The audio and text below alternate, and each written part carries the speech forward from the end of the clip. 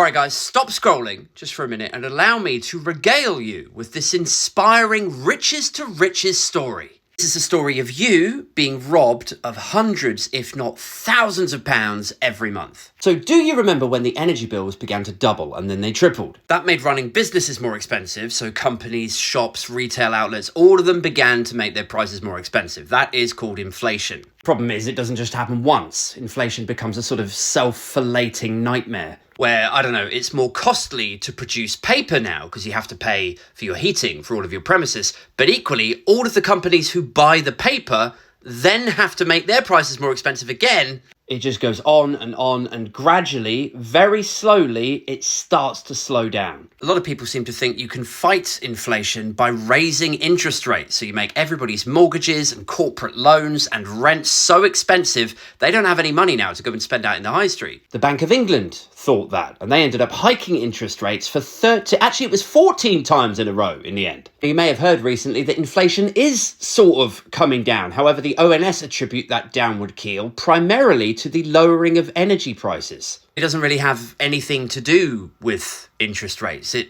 never did. So why did they hike the interest rates so many times? And who wins out of that? Well, take a wild guess. NatWest's profits jumped by 50% after the interest rate rises. HSBC's profits doubled. Lloyds Bank saw their profits soar. Let me just back up here a second. Just break this down super simply. Inflation was getting out of control.